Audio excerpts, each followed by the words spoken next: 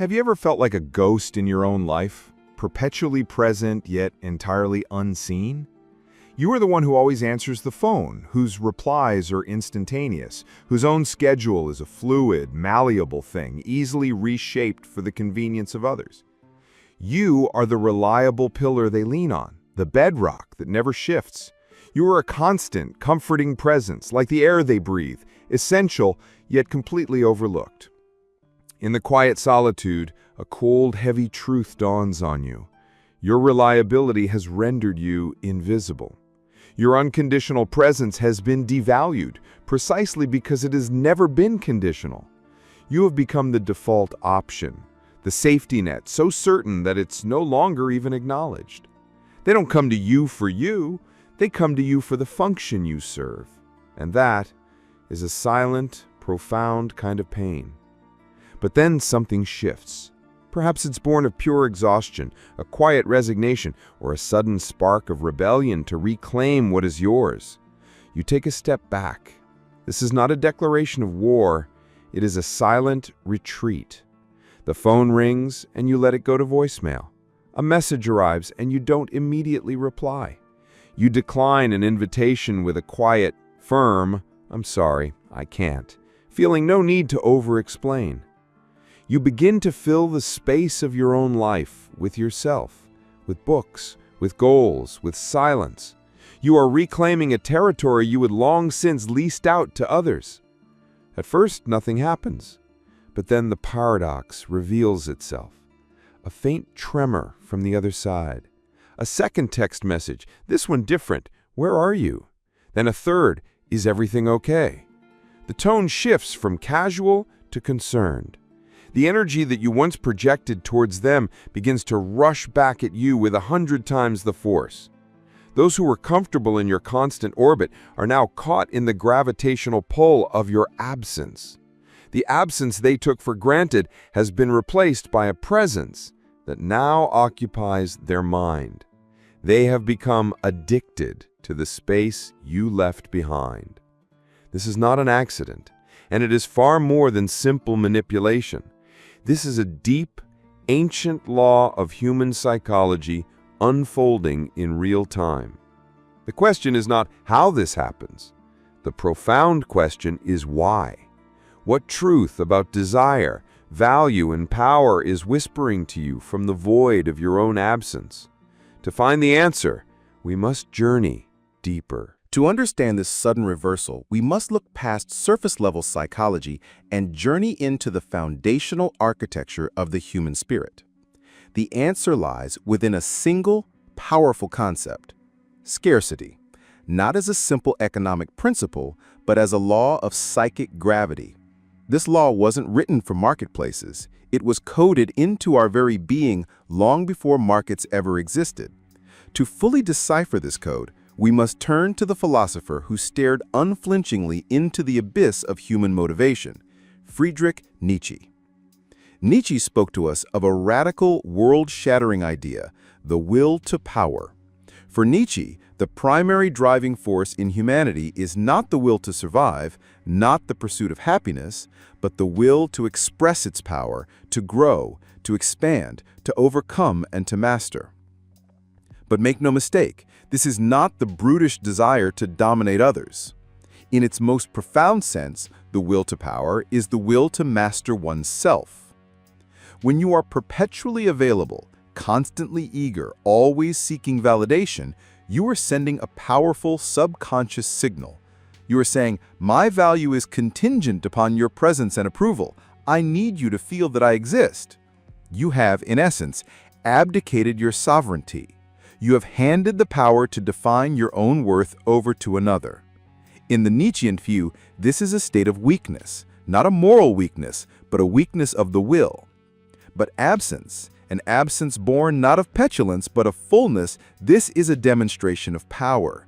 It is a silent but deafening declaration that states, "My world, my kingdom, is complete and dynamic with or without your participation. I am the center of my own universe."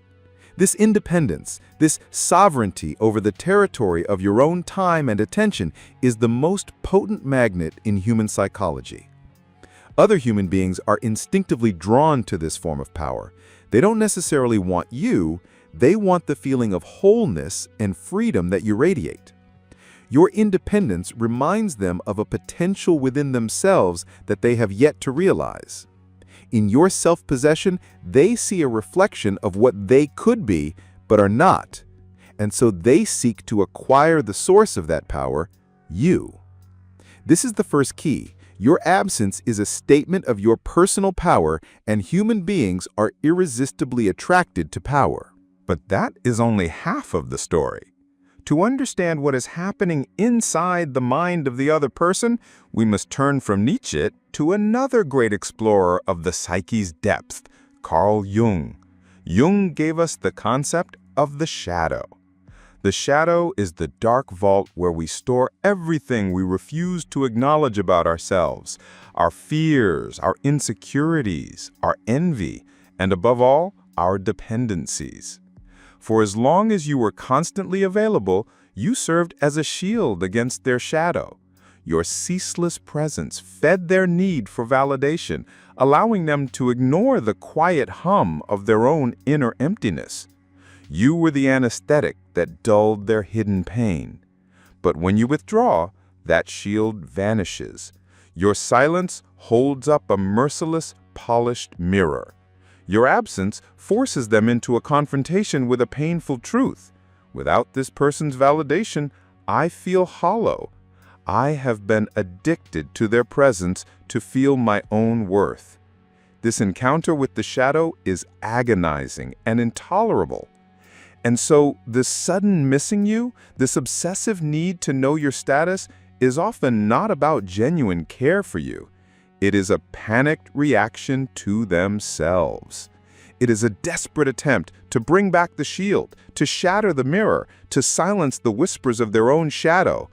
They become addicted to your absence because your absence forces them to face their real addiction, their dependency on external validation. They want you back so they can once again ignore themselves. So you see, this phenomenon is a powerful two-sided dance. On one side, your Nietzschean display of power through self-sovereignty. On the other, their Jungian confrontation with their own repressed shadow. You have not just become an object of desire, you have become the catalyst for their internal crisis. This is the key that unlocks the mystery. Now the question becomes, how do we use this key not to manipulate, but to build a life of authentic power? Understanding this powerful mechanism carries with it a great responsibility. The key you've been given can unlock a door to deeper, more authentic connection, or it can lock you in a cold cell of arrogant isolation. The goal is not to become untouchable, but to become a person of such substance that both your presence and your absence are meaningful. To walk this path, we must follow 7 laws. These are not rules of manipulation, they are principles of existential sovereignty. This is the path of potent absence. The first law, the law of the secret garden. Your absence only has power if it is real. This is the first and most crucial law. If you are merely pretending to be busy while secretly staring at your phone, waiting for a reply, that needy energy is palpable across any distance. You must genuinely, actively cultivate a secret garden for your soul. What is this garden? It is Nietzsche's will to power in practice. It is the passion that puts you in a flow state where time disappears. It is the business project that challenges you and forces you to grow. It is the physical discipline that forges your body, or the spiritual practice that hones your spirit. This garden is where you connect with yourself and draw energy from that connection. Think of the last time someone asked, "What have you been up to?" and your answer was a lifeless, "Not much." Now imagine your answer is, "I've been learning a new language and it's completely consuming me." Or, "I'm deep into a personal project that I'm incredibly excited about." This answer isn't a wall that pushes them away. It's a window into a world where you are the sovereign and they can only look on with respect. Your secret garden is the authentic, justifiable reason for your absence. The second law, the law of the unbroken frame. This law is drawn from the teachings of the ancient Stoics. Your frame is your internal state, your center of calm. Your absence must emanate from a place of power and choice, not from emotional reactivity and anger. If you disappear in a fit of rage because someone replied late, only to come rushing back at their first kind word, you prove that your frame is brittle. You prove that your emotional state is a puppet and they are holding the strings. An unbroken frame means you are the master of your own reactions. When others disappoint you or behave unexpectedly, you process it as data, not as a personal attack. You observe, you analyze, and then you decide from a place of calm. Perhaps you decide to create distance, not to punish them, but to protect your own peace and return to your secret garden. The weak frame becomes anxious, shatters itself with a barrage of needy texts and calls, and bleeds all of its power away. The strong frame puts the phone down and returns to its own life.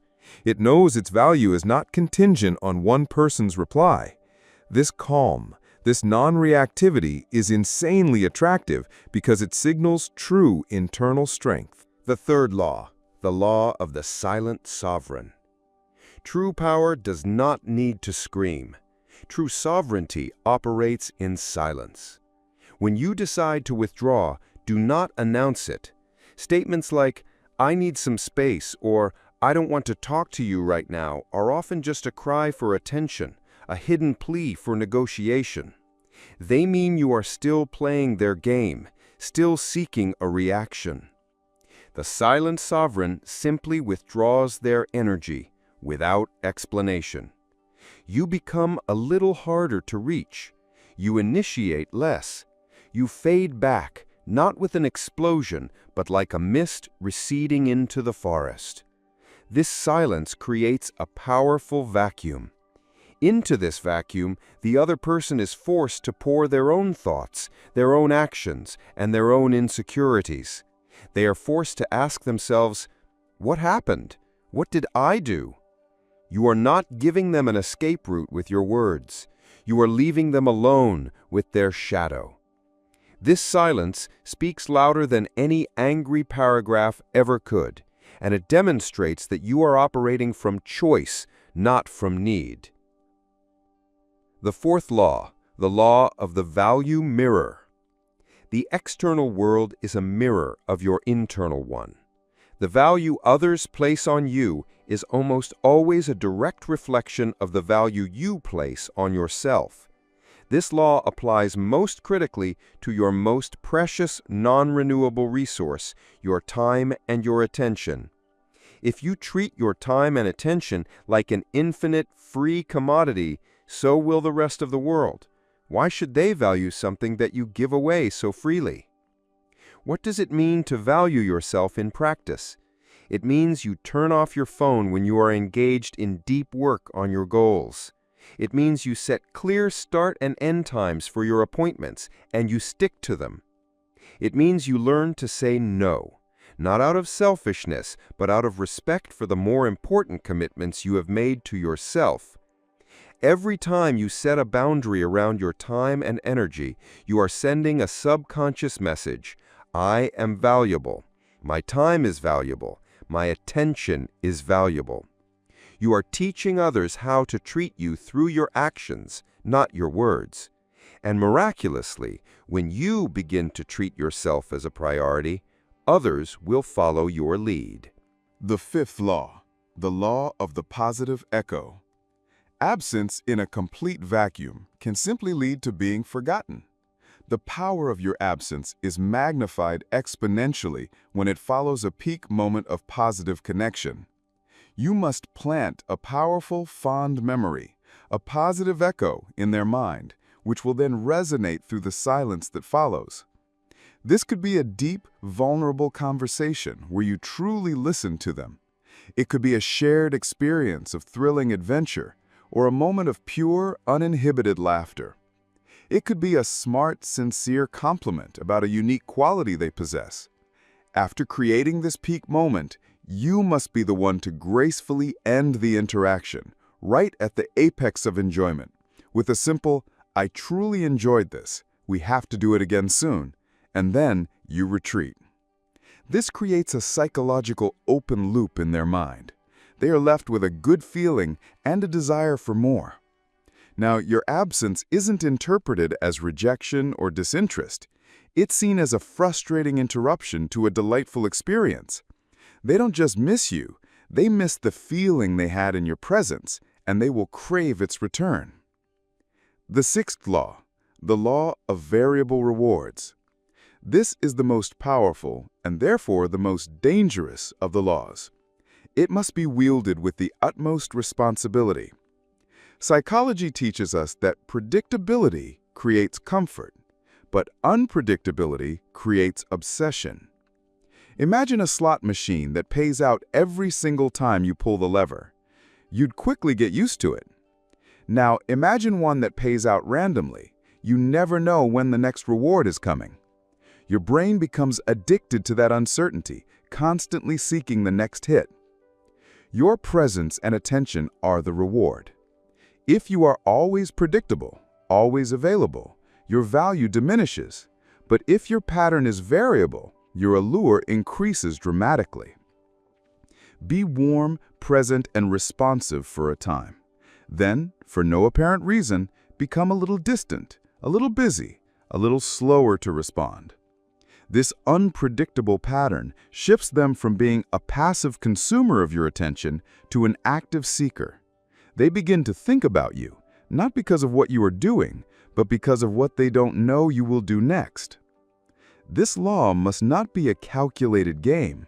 It must be the natural result of a rich and full life. Sometimes you are genuinely available. Other times you are genuinely consumed by your secret garden. That authenticity is what elevates this from a toxic tactic to a powerful, natural dynamic. The seventh law, the law of the endless horizon. This is the final law, the one that contains and gives meaning to all the others. Your life must have a mission, a path that is larger than any single person or relationship. You must be moving toward an endless horizon. This horizon is your ultimate purpose, your legacy, your art, or the change you wish to make in the world. When others understand that you are on an epic journey, the entire dynamic shifts. Your absence is no longer taken personally. Your absence means you are out fighting on other fronts, conquering new peaks on your own path. Being with you is no longer just a relationship. It's about getting close to a larger, inspiring energy. They want to be part of your story because your story is compelling. When your primary focus is on your endless horizon, you no longer need to create scarcity. You become scarce, naturally, because your time and energy are dedicated to something transcendent. This is the ultimate goal, to become someone whose absence is powerful, not because they are trying to be, but because their life is an embodiment of authentic, purpose-driven power. These laws are the steps to get you there. We began this journey in the silent pain of being invisible, in the hollow feeling of being present but never truly seen. We journeyed into the depths of psychology and philosophy and discovered that this dynamic is not a cosmic injustice, but an understandable law. A law that states value is born from scarcity, and scarcity is the external manifestation of internal power. We learned that this is not a simple psychological game, but a display of Nietzsche's will to power and a mirror held up to the Jungian shadow. Through the 7 laws of potent absence, we learned how to translate this philosophical understanding into conscious action in our daily lives. The goal was never to make others addicted to our absence. The goal was to become so intensely focused on building a rich and meaningful life that our absence, by necessity, becomes a significant event. This has been a path of reclaiming sovereignty over our most precious asset, our own existence. But before you close this window, one final question remains. A question to be asked not for a quick answer, but for deep and lingering reflection. Are you seeking to use these laws as a clever trick to provoke a reaction? Or are you willing to do the hard, authentic work of building your secret garden so that your absence is merely the natural consequence of a full life? The real challenge is not how to make them miss you. The question is, what are you building that is worth being missed? In the comments below, make a pact with yourself. Not for us, but for you. What is the first brick you will lay in the foundation of your secret garden? Is it a book you will begin? A skill you will learn? A goal you will take the first step towards? Let the comment section be a forum for sovereigns, each building their own kingdom. And finally, a word of warning. You now hold the key to a great power, but every light casts a shadow. This newfound power will not only attract healthy respect and admiration, it will also draw psychological predators into your orbit. Those who become addicted to your unavailability, not to love you, but to conquer you. In our next videos, we step into this dark territory. To protect your sovereignty, you must understand its enemies. Subscribe and activate the notification bell so you do not miss this critical lesson in psychological survival.